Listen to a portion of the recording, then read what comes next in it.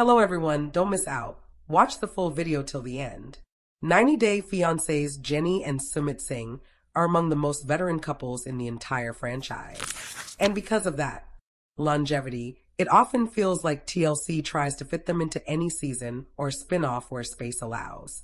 Under normal circumstances, this isn't necessarily a bad thing. Familiar faces can provide continuity, emotional investment, and a sense of history that newer couples simply don't have yet.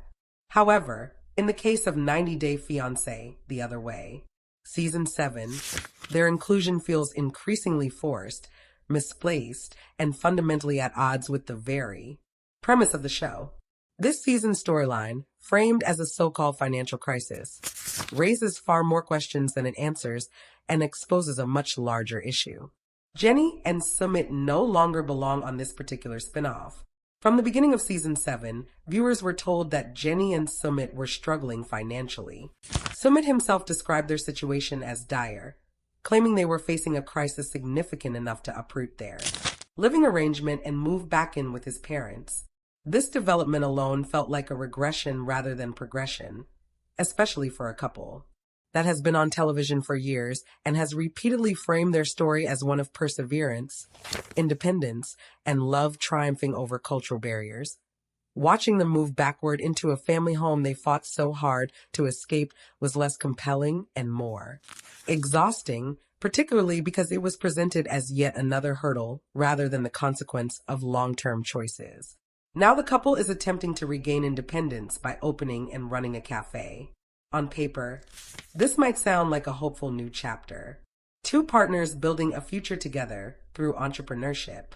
In reality, the storyline feels hollow, rushed, and oddly disconnected from the core theme of The Other Way. The cafe isn't about cultural integration, personal growth, or adaptation. Instead, it functions as a narrative device to keep Jenny and Sumit relevant and on-screen regardless of whether their story still fits the format. The most glaring issue with this storyline is that it does not align with what 90 Day Fiancé, The Other Way, is fundamentally about. The spin-off central appeal has always been its exploration of Americans leaving their comfort zones and moving abroad to countries with customs, traditions, and expectations that often directly contradict Western norms. At its best, The Other Way is a cultural experiment showing what happens when someone is dropped into an unfamiliar environment and must either adapt, grow, or fail. The tension comes from that adjustment process. The mistakes, the misunderstandings, the slow and sometimes painful evolution that Jenny's journey in India, however, no longer reflects this premise. She has lived in the country for years. This is not a temporary relocation or a trial run. India is her permanent home. And yet, season after season, we see very little evidence that she has meaningfully adapted to the culture around her. Instead of watching an American learning how to navigate life abroad, viewers are watching an American who appears stubbornly resistant to change even after ample time and opportunity. Over the years, Jenny's refusal or inability to adhere to many aspects of Indian culture has been a recurring point of frustration. This isn't about expecting her to abandon her identity or completely assimilate into a culture that isn't her own. Rather, it's about effort, respect, and willingness to meet her environment halfway. Cultural adaptation doesn't mean losing oneself. It means learning enough to coexist harmoniously. Unfortunately, Jenny often appears unwilling to do even that. Time and time again, we've seen her dismiss traditions, push back against expectations, and express visible irritation when asked to participate in customs that are deeply ingrained in Sumit's family life. This pattern has been consistent enough that it's difficult to chalk it up to cultural shock or initial discomfort. At this point, it feels more like a conscious choice. The result is a dynamic where Sumit's family, and by extension Indian culture itself, is expected to bend and accommodate Jenny rather than Jenny making a sincere effort to adapt. This imbalance is especially noticeable in her relationship with Sumit's parents. For years, their resistance to the marriage was framed primarily as an issue of age difference. And to be fair, that was undoubtedly a significant factor. However, as the seasons progressed, it became increasingly clear that cultural incompatibility played an equally important role. Jenny's lack of engagement with traditional expectations likely reinforced their fears that she would never truly fit into their family or respect their way of life. In the latest episodes, this issue becomes even more pronounced. Despite being married and living in India full-time, Jenny still seems disengaged from many basic aspects of daily life that would typically be expected of a wife in that cultural context. She rarely shows interest in learning the language beyond a few phrases, struggles to communicate effectively with family members, and often resorts to crossed arms and defensive body language during conflicts. These moments are uncomfortable to watch, not because of cultural differences, but because they highlight a lack of effort. It's important to clarify that Jenny is absolutely free to live her life however she chooses. No one is obligated to conform to traditions they don't believe in. Personal autonomy matters, and cultural expectations should never be enforced at the expense of someone's dignity or well-being. That said, personal freedom doesn't automatically make for compelling television, especially on a show built around cultural adaptation. The issue isn't Jenny's independence. It's that her storyline no longer aligns with the spirit of The Other Way. At this stage, Jenny and Sumit's story would make far more sense on 90 Day Fiancé, Happily Ever After. That spin-off focuses on couples navigating life after marriage, dealing with financial struggles, family conflicts, and long-term compatibility. These are exactly the issues Jenny and Sumit are facing. Their current arc isn't about moving abroad or adjusting to a new culture. It's about surviving as a married couple with limited resources and complicated family dynamics. Instead of watching Jenny adapt to India, viewers are watching Sumit's family adapt to Jenny. Cultural norms are being questioned, challenged, and reshaped to accommodate her preferences. While this is an interesting sociological dynamic in its own right, it's not what The Other Way was designed to showcase. The show isn't meant to depict cultural transformation driven by one person's refusal to adapt. It's meant to depict individuals learning how to live within a culture that isn't their own. The acceptance of Jenny by Sumit's parents is undeniably a milestone. After years of resistance, emotional confrontations, and family tension, their eventual approval feels earned and significant. However, that acceptance also removes one of the central sources of conflict that once justified Jenny and Sumit's presence on The Other Way. Without that cultural opposition, what remains is a fairly standard marital struggle, money problems, living arrangements, and so let's talk about the couple TLC keeps bringing back like a just-in-case storyline, Jenny and Sumit. They're one of the longest-running couples in the whole 90-day universe, and because they've been around forever, TLC can basically plug them into any season when they need familiar faces. But here's the problem. Their storyline in The Other Way Season 7 doesn't feel natural anymore. It feels forced. And the more the season goes on, the more it starts to look like they're on the wrong show completely. Today we're breaking down what's really going on with this so-called financial crisis, why the cafe story feels like a last-minute patch, and why Jenny and Sumit's journey has drifted away from the actual purpose of The Other Way. And trust me, once you put all the pieces together, it raises a bigger question. Are they still here because their story fits, or because TLC needs them for continuity and ratings? Setup. Why they were on The Other Way in the first place. At the beginning, Jenny and Sumit made total sense for The Other Way. Jenny was the American moving abroad to India. The culture shock was real, the stakes were high, and the challenges were specific to living in a country where the norms, family expectations, and day-to-day life were totally different from what Jenny was used to. That's literally the core of The Other Way. It's about an American leaving their comfort zone and trying to build a life in a place where nothing works the way they expect. When the show is good, you see growth, adaptation, tension, and sometimes failure. You see misunderstandings. You see the pressure of being the outsider. Jenny's first seasons in India had all of that. The fights with Sumit's family were intense. The age gap became a massive wall, and the cultural clash gave the storyline real weight. But the key thing was this. It was still a relocation story. Jenny was still figuring out what it meant to live in India, not just visit. And the show's format supported that. The Season 7 problem, financial crisis that doesn't add up. Now in Season 7, TLC frames Jenny and Sumit's storyline as a financial emergency. We're told they're struggling so badly that they might have to move back in with Sumit's parents. That alone feels like a huge step backwards.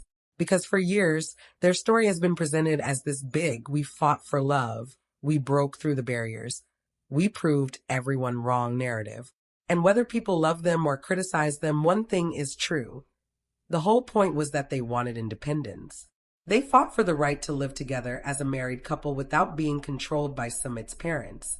So when season 7 casually says, yeah, now they might have to go back, it doesn't feel like a dramatic plot twist. It feels like a reset button. And it makes viewers ask, how did we get here? What changed? What's the real situation? Because the show keeps calling it a crisis, but it doesn't clearly explain the timeline, the spending, the decisions, or the actual math behind it. It's like TLC wants you to accept the drama without asking questions. But people are asking questions anyway. Here's what makes it even weirder. If you're going to build a season around money problems, you have to make it feel grounded. You have to make it feel specific. Otherwise, it becomes soap opera drama, not reality. When a couple says they're broke, viewers want to see what led to that point, what the options are, and how realistic the plan is. But with Jenny and Sumit, it's presented more like a storyline requirement than a real-life situation. They're struggling, they might have to move, they need a solution. That's it. No depth, no real clarity. The cafe story, hopeful or just a quick patch. Then comes the cafe idea. Jenny and Sumit decide they're going to open a cafe to solve their money issues and regain independence. On the surface, it sounds like a fresh chapter. A couple building something together, chasing a dream, turning a difficult moment into a new start. But in practice, the cafe plot feels like a device. Something TLC uses to keep them active on screen, even though their story doesn't naturally fit the spin-off anymore. Because let's be honest, a business venture is not what The Other Way is supposed to be about. The show's identity is cultural adjustment. The cafe story isn't about Jenny learning India. It's about Jenny and Sumit needing a storyline. It feels like the show is using entrepreneurship as a substitute for the cultural journey that used to define them. And that's why fans are side-eyeing it. Because when you watch it, it doesn't feel like we're truly building a future. It feels like we need something to film. It's rushed. It's framed like an instant fix. And it's not tied to the deeper question The Other Way usually asks. Can this American actually live here long-term and adapt? Jenny's already been there for years, so the tension of relocation is gone. The cafe becomes a replacement tension, not an organic progression. The real core issue, Jenny isn't new to India anymore. This is where it gets really important. Jenny has lived in India for a long time. This isn't a trial run. This isn't a temporary move. India is her permanent home. So the show can't keep treating her like she's still in her first year of culture shock. But at the same time, viewers also don't see the kind of adaptation you'd expect after all these years. And that creates a strange feeling. It's like Jenny is both settled and not settled at the same time. She's physically there, but emotionally, culturally, and practically, she still seems disconnected in key moments. Now, to be clear, adaptation doesn't mean losing your identity. It doesn't mean you have to become a different person. But living abroad long-term usually requires some level of effort to meet the culture halfway. Learn more of the language, understand family dynamics, develop daily routines that work in that environment. Learn how to communicate without everything becoming a fight. And that's where the frustration comes in for a lot of viewers. Over the years, Jenny has often appeared resistant to the culture around her. And because The Other Way is built on cultural adjustment, that resistance becomes the main focus. What viewers keep noticing about Jenny? There's a pattern people keep pointing out. Jenny often seems irritated when expected to participate in traditions or family customs that are deeply important in Sumit's world. Instead of curiosity, you sometimes see defensiveness. Instead of growth, you sometimes see the same arguments repeating. People notice her body language, the crossed arms, the I'm over it vibe during family conflict. They notice that communication with Sumit's parents often remains limited, and it doesn't look like she's trying to close that gap in a meaningful way. And before anyone twists this, nobody is saying Jenny has to accept every tradition. Nobody is saying she has to live like she's trapped in a role she doesn't want. Personal autonomy matters. Boundaries matter. Respecting yourself matters. But here's the reality TV part. The Other Way is literally designed to show what happens when an American tries to live within a different culture. If the American storyline becomes, I refuse to adapt and the culture must adapt to me, then the show becomes something else entirely. It becomes a different kind of story. And it might be interesting socially, sure. But it's not the story the spin-off is supposed to tell. This season makes that shift more obvious. Instead of Jenny adapting to India, we're watching Sumit's family slowly bend to accommodate Jenny. Again, that might be a real-life outcome, and there's nothing inherently wrong with cultures blending and changing. But the premise of The Other Way isn't watch the host culture change for the American. The premise is watch the American adapt to the host culture. And when the dynamic flips, it feels like they're on the wrong show. This is why so many fans are saying Jenny and Sumit belong on Happily Ever After instead. Because what are we actually watching now? We're watching married life problems, money stress, long-term compatibility, family boundaries, living arrangements, and whether they can build stability. Those are classic Happily Ever After themes. It's about what happens after the wedding, after the dramatic move, after the big fight. It's about the reality of staying together, not the challenge of relocating. And that's exactly where Jenny and Sumit are.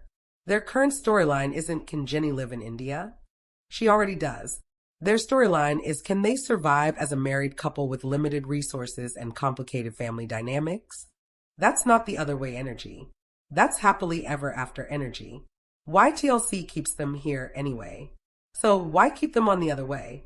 Because Jenny living in India is the original hook that fits the title. But the show isn't just about location.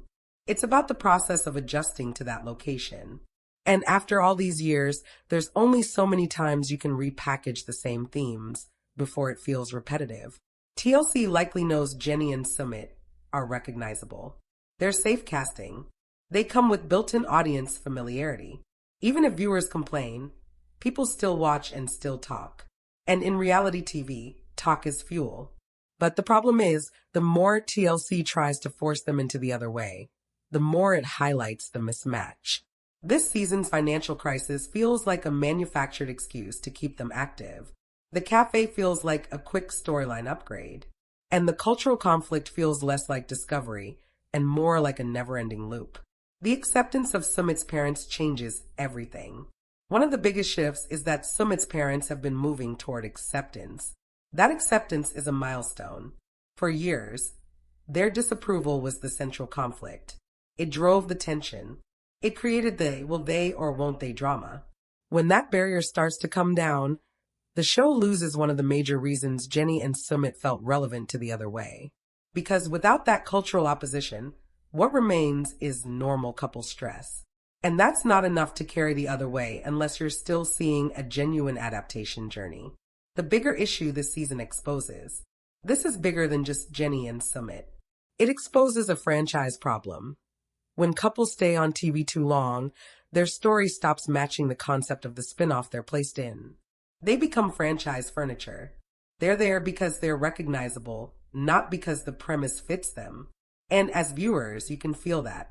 You can sense when a storyline is being engineered to justify screen time, rather than reflecting a natural life progression. And that's where the cafe comes in. Because if this were truly about cultural adaptation, the cafe would connect to that. It would show Jenny learning how to run a business in India, dealing with local systems, building community, navigating communication barriers, learning the pace and style of business culture. That could be interesting. That could actually fit. But the way it's presented feels shallow, more like a plot point than a real experience. Ending setup, cliffhanger for next part. And here's the twist. The more you watch, the more it starts to look like the financial crisis isn't the real story at all. The real story is that TLC is struggling to place Jenny and Sumit in a spin-off where they still make sense. So they're using money problems and a cafe dream to keep the camera rolling. But if that's true, then what happens next? If the cafe doesn't work, do they lean back into family drama again? Do they push them toward moving in with the parents for maximum conflict? Or do they finally shift them into a different show where their story fits better? Because the next phase of this season might reveal whether Jenny and Sumit are still evolving or whether the franchise is just recycling them. As the season moves forward, the question becomes impossible to ignore.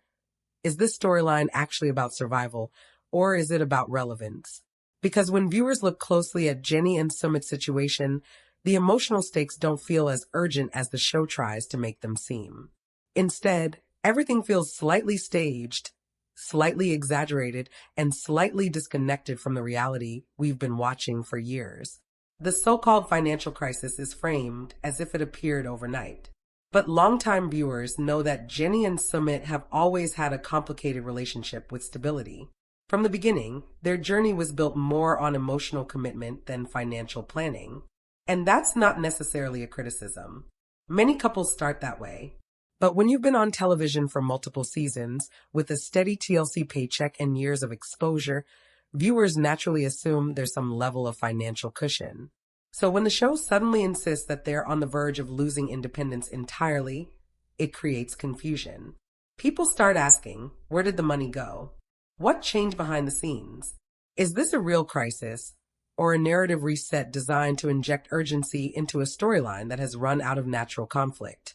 One of the reasons this question matters is because reality TV relies heavily on authenticity, or at least the illusion of authenticity. Viewers understand that editing shapes stories, that producers guide conversations, and that scenes are often structured. But there still needs to be a core sense that what we're watching reflects genuine circumstances. When that feeling starts to fade, the audience disconnects. They stop investing emotionally and start analyzing instead. And that's exactly what's happening with Jenny and Sumit this season. Instead of feeling worried for them, many viewers feel skeptical. Instead of rooting for their comeback, people are dissecting the storyline itself. Why are they suddenly struggling this much? Why does the solution appear so quickly in the form of a cafe? Why does every new development feel like a convenient plot device rather than an organic progression of their lives? These questions don't come from a place of cruelty. They come from years of watching this couple evolve, regress, and evolve again. The cafe storyline, in particular, has become the center of that skepticism. On paper, opening a cafe sounds like a hopeful move. It suggests initiative, partnership, and a willingness to build something together. But the way it's presented lacks depth. There's very little discussion of the practical realities of starting a business in a foreign country. There's almost no exploration of the bureaucratic challenges, the financial investment required, or the long-term sustainability of the idea. Instead, it's framed as a quick solution to a looming problem. And that framing makes it feel less like a genuine business venture and more like a narrative placeholder. It keeps Jenny and Sumit active, keeps them filming, and keeps their storyline moving without addressing the deeper issue. What is their actual long-term plan? Because running a cafe isn't just a temporary fix. It's a commitment. It requires consistent effort, cultural understanding, and financial discipline. And yet the show treats it almost like a symbolic gesture, a way to signal hope without fully exploring the risks. This lack of depth becomes even more noticeable when compared to other couples on the other way. Typically, the show thrives on the tension of adaptation. Viewers watch Americans struggle with language barriers, cultural expectations, and unfamiliar systems. They watch them learn, fail, and try again. That process creates emotional investment because it feels like a journey. But with Jenny, that journey feels stalled. She's been in India long enough that the initial culture shock should have evolved into a deeper understanding of daily life. Instead, the conflicts often look the same as they did years ago. Communication with Sumit's family remains strained. Participation in cultural traditions still appears reluctant. And moments of growth feel temporary rather than transformative. This repetition makes it difficult for the audience to see progression. It feels like the story is circling the same themes without moving forward. At the same time, Sumit finds himself in an increasingly complicated position. For years, he was caught between his family and his relationship. That tension defined his arc. He had to choose between loyalty to his parents and commitment to Jenny. Eventually, he chose Jenny. He fought for the marriage, endured family conflict, and worked to create a life independent of his parents' control. That was supposed to be the turning point, the moment where their relationship could finally exist without constant external pressure. But now, with the possibility of moving back into his parents' home and relying on family support again, it feels like that turning point is being undone.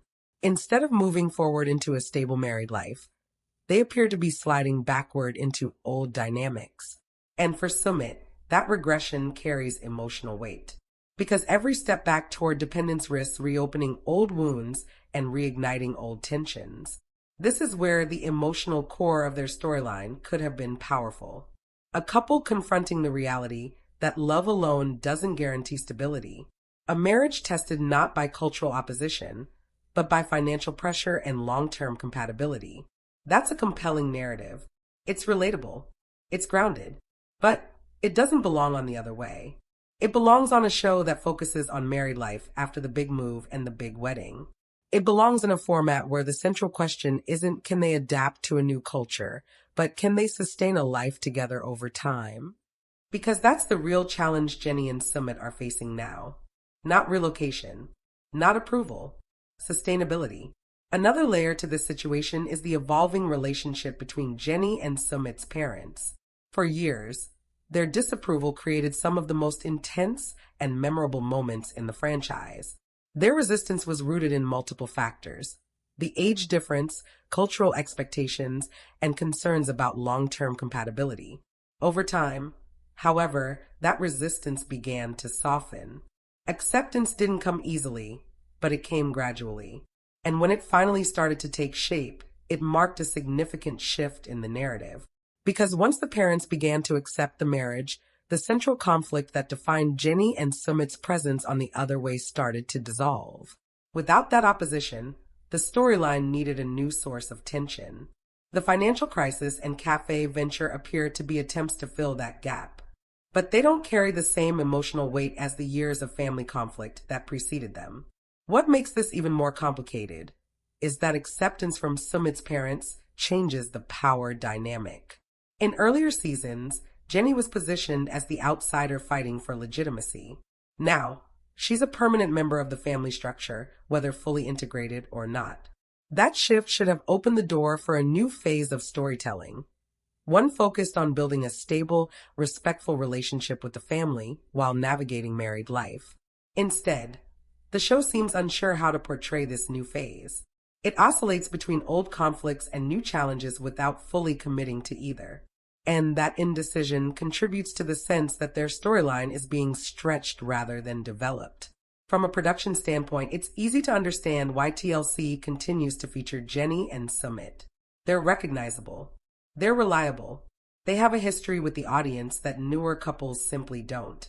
In reality TV, familiarity can be a powerful asset. It creates continuity across seasons and spin-offs. It gives viewers a sense of connection that keeps them tuning in. But familiarity can also become a liability if the story stops evolving. When viewers feel like they're watching the same conflicts play out repeatedly, with only minor variations, engagement begins to decline. The challenge for long-running couples is to find new, authentic directions for their narrative. And that's where Jenny and Sumit seem to be struggling. Not in their relationship necessarily, but in how their relationship is presented on television. There's also the broader issue of franchise fatigue. The 90-Day universe has expanded significantly over the years, with multiple spin-offs and recurring cast members. While this expansion allows for deeper exploration of certain couples, it also increases the risk of overexposure. When the same faces appear season after season, sometimes in formats that no longer suit their story, the illusion of reality can start to crack. Viewers become more aware of the production choices behind the scenes. They start to see casting decisions as strategic rather than organic. And when that happens, the emotional investment that drives reality TV begins to weaken. Jenny and Sumit's presence on The Other Way Season 7 highlights this tension perfectly. They're not newcomers navigating a fresh cultural experience. They're veterans navigating the challenge of staying relevant within a franchise that thrives on novelty. Another factor worth considering is how the audience's expectations have changed over time. Early seasons of 90 Day Fiancé focused heavily on the novelty of international relationships and the drama of cultural clashes. But as the franchise matured, viewers began looking for deeper storytelling. They wanted to see genuine growth, meaningful change, and realistic portrayals of long-term relationships. Couples who evolved with those expectations maintained strong audience support. Couples who seemed stuck in repetitive cycles faced increasing criticism. Jenny and Sumit fall somewhere in between. They've experienced real milestones, including marriage and family acceptance, but their current storyline doesn't fully reflect the depth of those milestones.